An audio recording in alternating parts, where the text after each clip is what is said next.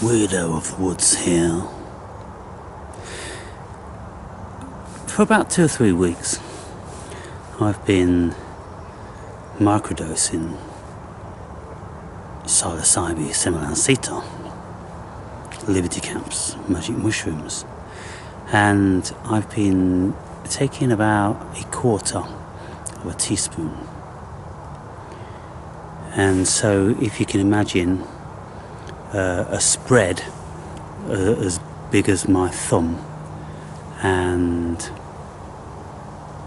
a couple of millimetre high, just a little bit like this. And I don't know whether it's that, or I'm also taking chamomile tea and motherwort. So I take half a pint of chamomile tea and motherwort with my supplements and 1/4 teaspoon of psilocybin, and I'm just chilled, man. I'm as chilled as fuck.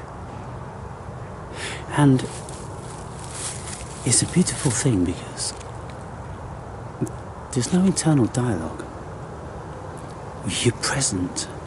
I mean, over the years, you know, I've worked for this, meditating now for 15 years and all this sort of thing. And I know how to chase the demons away. And by the way, for those of you that are interested in chasing out your demons, then there's a section in my book where I speak about how to clean house. How, if we consider our house has been infiltrated by squatters, undesirables, then there's a certain procedure, what we must do to eradicate them, to extricate them. And it's not easy, it takes time, people. If you had squatters in your house, if you had a property and you left it unoccupied for some time, then squatters have rights, in actual fact. Squatters' rights. And you can't just send the boys round and kick their asses and turf them out. You'll end up in prison. No, you've got to go through the courts. You've got to issue them eviction orders. You've got to give them time and all this sorts of stuff. And this is what you have to do when you want to evict undesirables from your mind. You know, entities, spirits, negative beings. So I've done this, and now my mind is pure. And I don't have any stupid nonsense going on. And so, throughout each and every day, it's just me. It's just higher self and ego. Now, I deploy the ego quite a lot because deploying the ego registers with a certain facet of the market. And the more pronounced my ego is in any video, the more it seems to stimulate people. The more interaction, the more thumbs up, the more views. And so we have to know that when I'm speaking from a variety of discontented spirit, it touches lots of people.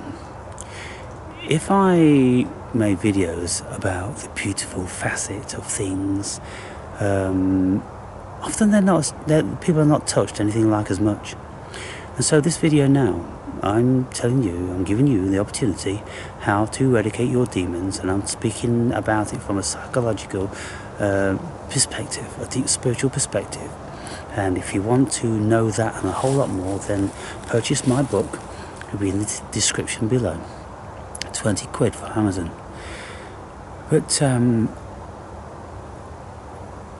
absolutely present and just observant and feeling everything.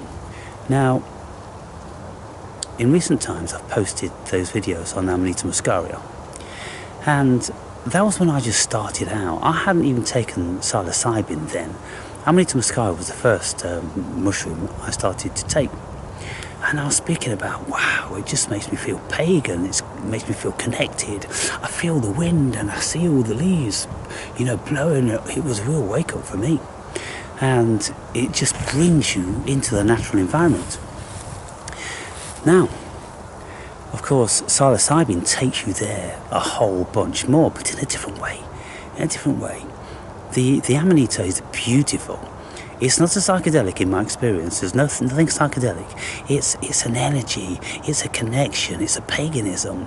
It's you're in contact with all different sorts of spirits that will come and partake in the human experience with you.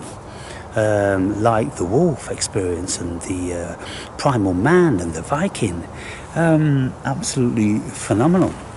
Incredible people. The psilocybin, that gives you a gentle teaching. Now, in the gym with this guy that I introduced to psilocybin, he's saying it's been 30 days now and he's got his life back. He's on top of the world. His training's back, his family life is back. Everything that he needed to address in the past, he's addressing it. And he just doesn't stop talking when he sees me. We've become, you know, really good friends. And we're actually going to go out and do some DMT in my favourite Emerald Heaven, because he's always wanted to do that. So he's done acid and I haven't done acid, but I've got some and I'm going to do it real soon. And so he's telling me that he's a completely different person. It's just so amazing. He doesn't want to snort the coke anymore. He's never going to touch barbiturates again. He's never going to be on these benzodiazepines again. He's not going to touch any of that pharmaceutical crap. Literally, he is a changed man. Now, last night I was watching a video that he recommended to me, and it's called Have a Nice Trip. And it's about acid. And it's, you know, very, very professionally done. It's a Netflix video, Have a Nice Trip. It's a, you know, a cool video. Now, in that video, I think it was that video, or it may have been another one, with Michael Pollan. On Netflix again, there's a series. It started off with acid, then the second one, which I'm going to watch tonight, is psilocybin. Maybe it was in the second one of those. Albert Hoffman, who discovered LSD, or invented it, you know, created it, he spoke about when he first took it. Now, for those of you that have been on the circuit and you've heard, oh, Albert Hoffman invented this and the other, and also you would have heard, yeah, he was working for the CIA, you know, it was a plot to bring the whole of mankind down. Rubbish, rubbish, rubbish, rubbish, rubbish. All that stuff with the CIA, how drugs were invented to bring the whole of mankind down. Absolute rubbish. If you look what happened in the flower power 70s, when, you know, the world was on acid, the governments of the world had a massive problem with that, because they wouldn't go and fight war. They wouldn't work. They wouldn't bow down to authority. So do you think, are you seriously, you know, going to be telling me that the CIA created this to bring mankind down? I'm pretty sure they would have tested it beforehand, and they did too, of course. They tested it on lots of people. They tested it on the army, and to see what the army did when they were marching, they fell to pieces. And so there's no way the CIA would have introduced it to the masses. It just got leaked. And who was responsible? Well, Timothy Leary, in a massive way. And then people say, yeah, Timothy Leary was a CIA agent. No, I'm just not buying any of that shit. The reason why I'm not buying it, because when you look at it, the whole rhetoric of Timothy Leary, fucking tune in and drop out and have nothing to do with that fucking bullshit, and most certainly don't go to fucking war. What the fuck is wrong with you? And so you're trying to tell me Timothy Leary was a fucking CIA agent? No, just look at it reasonably, people. There's so much bullshit out there. It really does become very tiresome. Anyway, listening to Albert Hoffman in this video, it was an interview with him, and from his own mouth, he was saying, initially, when he took this stuff, he was terrified. he'd gone into another world, never to come back again. And he asked a friend of his, a colleague, to join him on his cycle back home, because he needed to leave the lab. And he said on the way back it was the most terrifying thing. Everything was just warping and wobbling, and he was sure he was going to die, but he never died. And when he came about, he said, wow, my life is completely changed now. I see the colours, I see the shapes, I see the forms, I see the life, I feel the presence, I feel the spirit. He was speaking like this. Do you think any CIA agent is going to be speaking like that, encouraging people to take this stuff? Absolutely not. So he was absolutely singing praises for this wonderful stuff. And so, of course, then certain people got hold of it and started to do, medical tests, and there's lots of people that have been suffering from depression, suicidal thoughts, and all sort of thing. With one decent bout of lysergic acid, they were cured, and it was proclaimed to be a miracle cure. Until, of course, then the government and the CIA decided to spread misinformation and ban it because it destroys your mind and it will send you to hell and you'll be trapped there forever and ever. Bollocks, bollocks, bollocks, bollocks, bollocks, bollocks, bollocks, every single bit of it. And so, of course, they spread disinformation about people jumping out of buildings and all this. But prior to that, millions of people were really having a great time. So I'll put the links down to these videos, people, in the description. And if I don't, by any chance, then you can just send me a message and ask for those links, and then I'll send them to you. So then, of course, the whole of Silicon Valley is microdosing acid, and anyone's took it. And, from all the reports, it sounds very similar to psilocybin. So I don't think I'm missing a great deal. The message is the same. But anyway, I'm going to be taking it just to see what the feeling and the visions are different. But it all sounds very similar. And psychedelics for me, along with billions of other people, have been life-transforming. Absolutely incredible, marvellous. And I've been thinking in recent times, because I've got ketamine, I've got acid, I've got psilocybin, I've got DMT, I've got Amanita muscaria, and I'm like, well, I think I'm going to have a spree where I'm going to do all those things, and maybe that'll be the end of it, because the whole thing about these things is like Terence McKenna said. No, it was Alan Watts. When you get the message, you hang up the phone. Because keep doing them and doing them and doing them and doing them and doing them. I don't know what real benefit that is.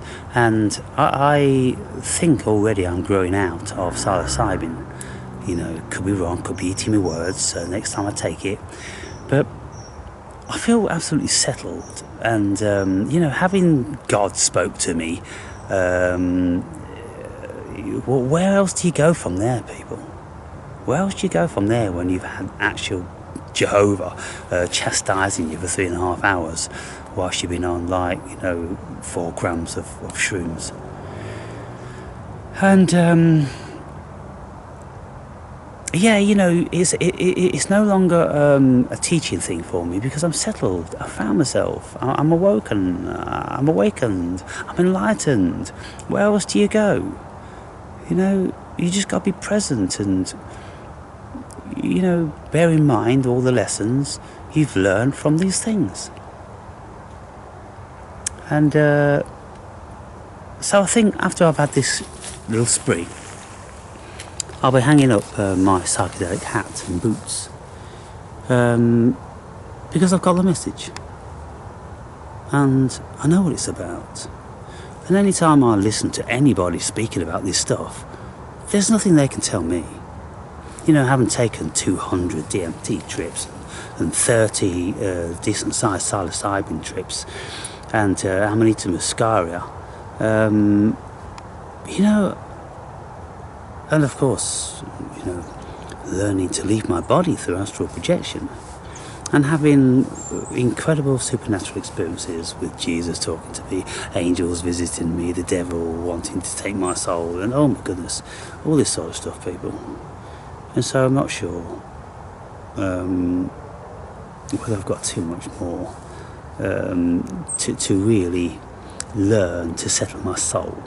Of course, there's always lessons, and you know, probably the next trip I have is kind of like, you thought you'd learn it all, right, we'll show you, all this sort of thing. But what I'm saying is, from all of these people, you know, the Timothy Learys, the Ram Darcys, the Albert Hoffmans, and you know, Joe Rogan, Terence McKenna, they can't teach me anything.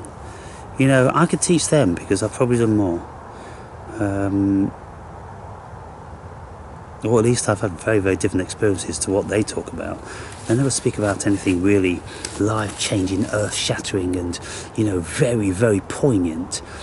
You know, seeing God in the clouds, people, is a really, really, really big fucking deal. Because there's ramifications of that. Because when we can see God absolutely painted like Michelangelo painted it in the sky, God, cherubs and bat-winged creatures and all different sorts of things, we have to know that this is where the themes from religion came from, especially the Bible, with God in the clouds, and he's got a long beard, he's got a fucking toga on, and I've seen it all, people. I've seen it all. So I know, without a shadow of a doubt in my mind, that's where many of these biblical stories come from. And so Rick Strassman wrote his second book. He wrote the first one, The God Molecule, about his experiments on 60 volunteers to take DMT intravenously. And the second one was about all of the passages in the Bible which are obviously psychedelic experiences. They're obviously drug induced, and you know, you can marry them up with lots of people's experiences. And so yeah, I just wanted to mention that. And have you got a YouTube channel? Are you on YouTube? Yes, mate, I am. What's your channel? Oh, you can't have it, it's over 18s. Yeah, it's fair enough, isn't it? It's fair enough. Are you recording? What, sorry? Why, how come you're recording? I'm speaking about things. I'm making a video. And so, because I'm making YouTube videos for people who are mature, it's about things that you guys wouldn't know about. You know, philosophy and psychology and all that sort of thing, yeah? Have a nice day. You too. Have a nice day. Good luck with Cheers. your channel. Thank you. So, yeah, I thought I'd make this video about that. Just setting the record straight with this Albert Hoffman thing. You know, because you hear a lot of bollocks out there, and, you know, everywhere you look, it's always a CIA conspiracy. And, you know, I don't know, that they seem to find information which links them to CIA. You know, Timothy Leary was working with the CIA, you know, for 20 years and all this sort of stuff. They sent Timothy Leary to fucking prison. They gave him 10 years for possession of half a fucking marijuana roach in the ashtray of his fucking car, people. He got 10 years. They wanted him out the fucking way. So as far as him working for the CIA, well, I don't know how that would fucking work. And I don't know how long he actually served out of that 10-year sentence. Maybe some of you will know out there. But just bear in mind that there's always the polar opposite, and it always sounds so very, very convincing. And so, well, what do? You just have to stay in the mean somewhere. You have to stay, you know, at the central point of balance. Don't tip too far this way, don't tip too far that way. Just keep a level head about you, and just don't get involved with any of it too much, because we'll never ever know the veracity. The only veracity of what you're going to know about your life is what's in your head and in your heart, period. Listening to anybody else just ain't going to cut it. You need personal experience, and so that's why entheogens, stroke psychedelics, are a wonderful thing, because they cut through the shit, people. And so anyway, I'm going to make a video now about mushrooms. See you in a bit.